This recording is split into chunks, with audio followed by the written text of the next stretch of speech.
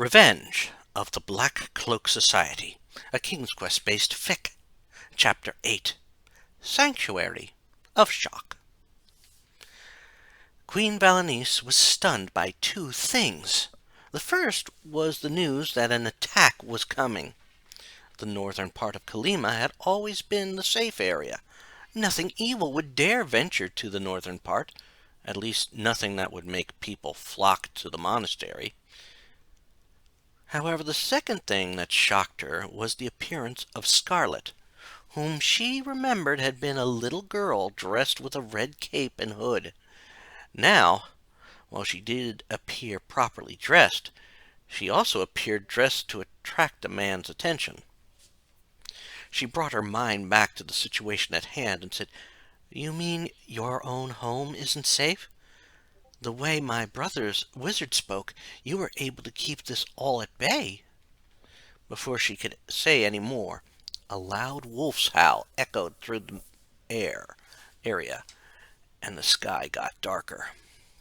When the howl ended, she realized how much danger they were in. She glanced in the direction of the monastery and started to run towards it. She knew her husband and the good witch were keeping up with her. However, as another howl filled the air, she felt like the building was farther away than it actually was. As they ran, she heard her husband say to Scarlet, "I trust the monks there will give us sanctuary. It had been nice of them to perform our wedding ceremony years ago." Despite the situation and the ever-darkening sky, the thought of the wedding boosted her mood. She could even see the monks now, beckoning them to get in the monastery. In fact, when the building first came into view, she tried to see if she could see one of the monks there. She was startled when she heard Scarlet's response. "The only thing left of the order that took care of that holy place is the building. All of the monks had been turned into werewolves by the same wolf that tried to kill me and my grandmother." The shock that statement caused made her slow in pace. She couldn't believe that all the monks were gone. If they were gone, then there wasn't much safety the monastery could provide. As they neared, she noticed a small figure floating down from the sky, and at first she worried that it might be another attack. But then she noticed that it was a fairy. She then remembered that the northern part of her homeland was also under a fairy's protection. But would it be enough? As the fairy cast a spell on them, and she started to feel calm, she looked over at Scarlet and asked the one question on her mind. What happened to the monks? How could a werewolf even get in there? Scarlet's answer her as they slowed down and were almost at the monastery. "The very pack of wolves that are chasing us were the monks. The wolf that tried to kill me and my grandmother years ago, when you were in the tower, Queen Valenice, attacked and turned all the monks into werewolves. Because of that, they can never enter the monastery again, but they can get very close to it." Valenice jumped when she heard the nearby foliage rustle, and one wolf burst from it, leaping through the air at them. For a brief moment, she felt like her heart would stop and her life started to flash before her eyes as the wolf was coming right for her. In those brief seconds, she started to wonder why she even slowed down, allowing this foul beast a chance to get close enough to them.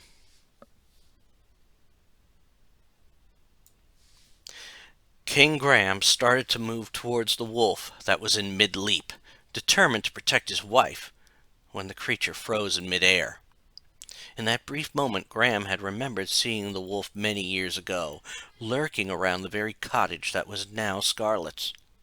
For a brief moment, knowing that the wolf had to be supernatural in nature, he was worried that the wolf would indeed take them down. However, just as suddenly as the wolf stopped in midair, it flew backwards. As it flew, several loud whines were heard, and he could hear creatures running away from them. He then looked up at the fairy, who was floating above them, and realized that she had made sure they were protected. He also remembered that she was the same fairy that had helped protect him many years ago. when he sought out his wife. Before he could say anything to the fairy, he heard Scarlet voice her gratitude. "Thank you, my friend. I was starting to worry that you might not be seen in Kalima any more."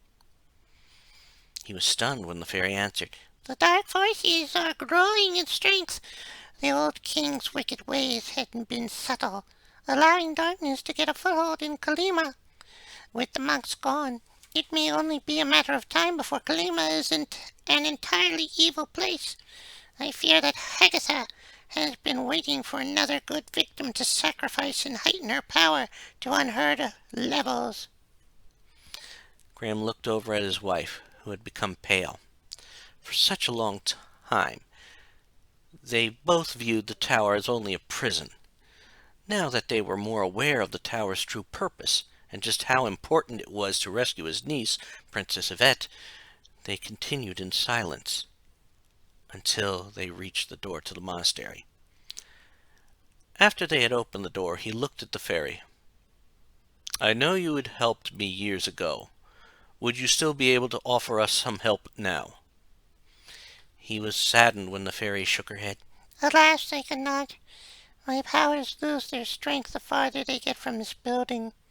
You may not be aware of it, but part of the stones in this monastery were from the kingdom of Eldritch, land of the fairies. The monks were thankful for the protection it gave the building, but they have been losing their powers over the years." Now Graham realized why the fairy might not be able to offer any more protection. It had seemed that the evil that Hagatha was part of was almost in total control of Kalima, or on the verge of wiping the good country out. Before they entered the safety of the monastery, another thought crossed his mind. "Tell me, good fairy, do you know King Oberon and Queen Titania?" When the fairy nodded, Graham was sure the idea that just crossed his mind would work. "Then could you go there and speak with my daughter Rosella? She and their son Edgar will be wed in the near future, and I feel that they may be able to aid in our quest. Can you deliver a message?" When the fairy nodded, he told her the message and watched as she flew off. Then they all entered the sacred building. Once inside, they closed the door, and a sense of security filled them. They had managed to get to safety, and could now plan out how they could rescue the captured princess. Then King Graham remembered that the mystical door that led to the tower could be seen from the monastery. He looked over at Scarlet and said, "If I remember right, one should be able to see the location of that mystical door from here. Is there a way to get to the bell tower?" He watched as she nodded and then led the way to the bell tower. As they all ascended, he heard his wife make a statement. "I think I know what you are thinking. Kalima might still be under the same curse that Daventry had been under.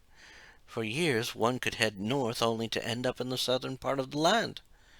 We could leave here and cross the old bridge to reach the door." He was glad his wife could see what he was thinking. It would be the quickest way to rescue their niece, and hopefully they would be able to have some protection as they rushed to the door. The only big thing he was worried about was the rickety old bridge that led to the area. However, when they got to the bell tower and looked out, the door was gone from where it had been. He only looked on in disbelief until a glittering trail appeared. He looked on and saw how the trail led from where the door was and headed northwest of the location.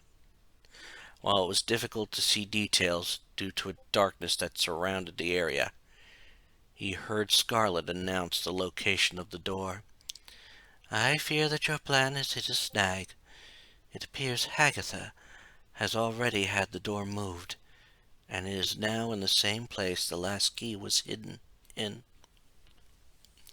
Graham swallowed, knowing that the door was now located in the castle in the middle of the poisoned lake.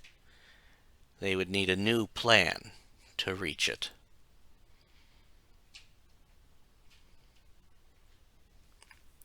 Hagatha was upset when she saw the fairy interfere with her plans. She had hoped that the wolves would be able to take care of both the good witch and the royal family of Daventry. She was sure that Shadrach would have enjoyed learning that the royal family had been turned into loyal werewolves. However, since the fairy had ruined that, she had other things in mind. Unlike her younger sister, Hagatha always had other plans set up. It was what had allowed her to advance so far in the Black Cloak Society. She had never suffered a major setback, like being turned into a toad. She sighed and then fished what was left of her last victim out of her cauldron. She would need a snack for the hike to the lake. If things went as planned, both King Graham and Queen Valenice would make their way to the castle on the lake. It would be there she and her best minions would be waiting. As she left the cave and headed on her way there, she was not surprised to see both the thieving dwarf and the sorcerer walking over to her cave. Like all the evils in Kalima, they answered to her, but they were allowed to do what they wanted. She continued to walk when they approached, and the dwarf said in a gruff voice, "Is this darkness your doing?" She nodded and continued towards the lake shore. As she walked, the sorcerer then spoke in a voice that didn't hide the fact that he resented her standing in the Black Cloak Society. "I take it this has something to do with the recent disappearance of Princess Yvette?" She nodded again, noticing the ferrymen waiting at the lake shore. It has everything to do with it. Soon, this country will be one of those lands fully belonging to the society. And since the current king isn't as evil as his father, it means we get what we can from this kingdom before taking it out of the world entirely. She knew that was what Dahlia had been doing with Daventry before her demise. Just as she was to step onto the boat, the dwarf spoke again. "I've heard the king and queen of Daventry are here. Should we relieve them of their valuables?"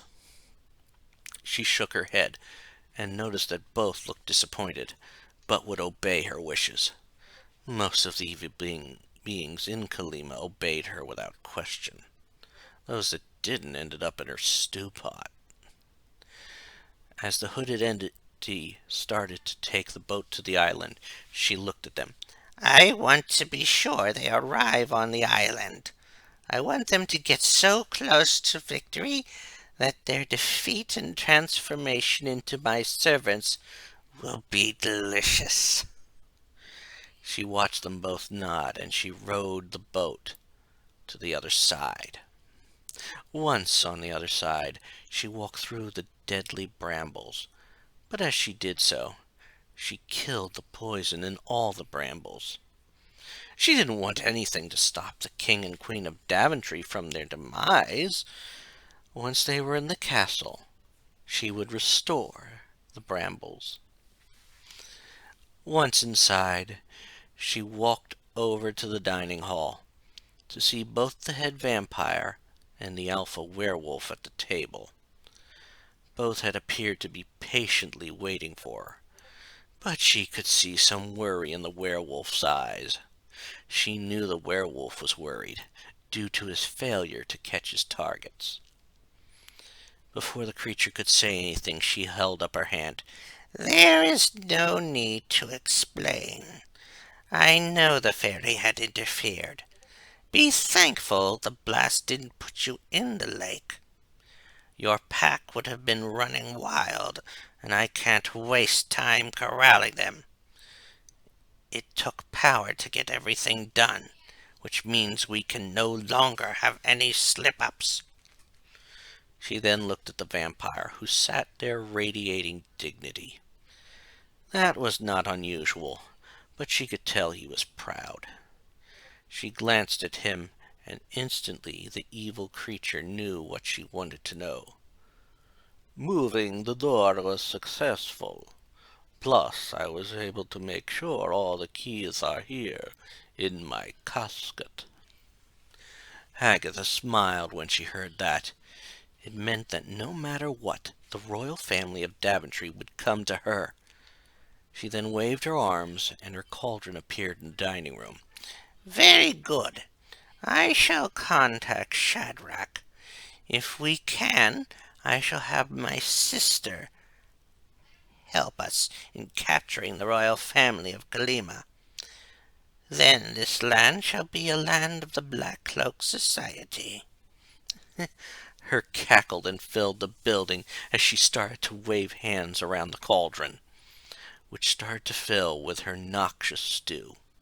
Soon she would see Shadrach and relay her imminent success.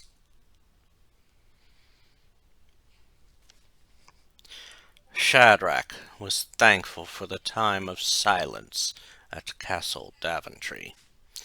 With King Graham and Queen Valenice in Kalima, and King Alexander keeping an eye on Daventry, Shadrach could drop his disguise for a bit, and teleport himself to Manannan's lair, or what was left of it.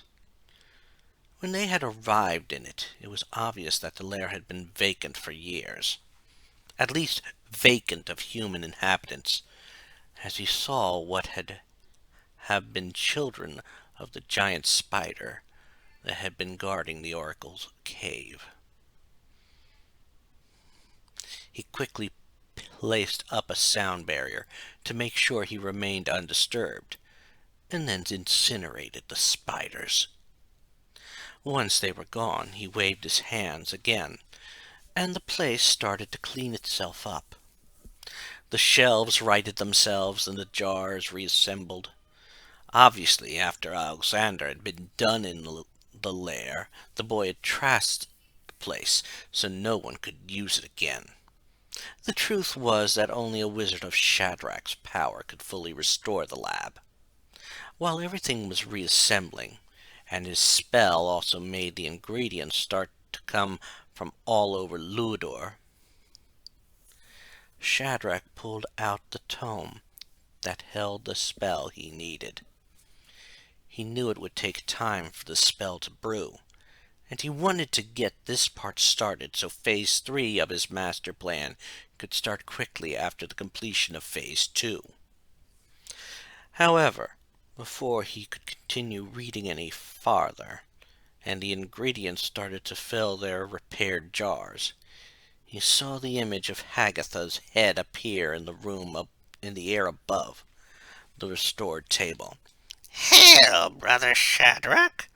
I bring good news of our plan in Kalima. He paused for a moment, knowing he had to act like whatever the news might be would be good. The truth was that good news for his plan would not really be the same as her plans. "What good news do you have, Hagatha?" He inwardly winced when Hagatha announced her news. Kalima is shrouded in darkness, except for the old monastery and the castle area. Only my minions and others who I allow to dwell here benefit by it. Almost every good thing is out of Kalima, and I would like to include the end of the royal family of Daventry, but they eluded my werewolves. Shadrach frowned, but on the inside he was happy. His plan called for the royal family to succeed, only to be defeated by him alone at the end. However, he had to play his part. "It is unfortunate, but I am sure we shall destroy them soon. Besides, they can't rescue the captured princess. I figure you have moved the only way to that part of the castle on the poisoned lake." She nodded, and he knew that once the tower did its task, Kalima would be engulfed by Hagatha's dark magic. Kalima would make a nice addition in the lands controlled by the Black Cloak Society. Once she continued, he let a scowl cross his face. I plan to contact my sister, and she should get here way before Graham and Valenice reach the lake. I will have her either land her hut on them once they reach the island, or dump them in the lake, or at least one of them. He didn't like this idea she had come up with. He quickly shook his head. No, Hagatha. Bringing her back to Kalima will be a mistake. It is more important to make sure King Graham and Queen Valenice are captured. And after what had happened earlier, I'm sure your minions want to give a personal touch. He watched as a hideous grin crossed her face. Indeed. I'm not sure which one of them should enjoy the feast first. I will follow your wishes, brother, and here is to the end of Kalima. She then disappeared from sight, and Shadrach continued his preparations. He knew he had to at least prepare things now, since he was sure something would happen within the next few hours. He quickly moved around the room, gathering the key ingredients and moving their jars to the table. He smiled when he noticed that the only thing missing was Mannanin, but he would get him soon enough. Now he had to return to Daventry, or else someone might suspect him not being a historian. Even worse, his identity would be discovered to be Shadrach. He then disappeared from the lair to appear back in Castle Daventry in his guise of Kale Silver. He smiled as he opened the door, deep down knowing Phase 3 would soon begin.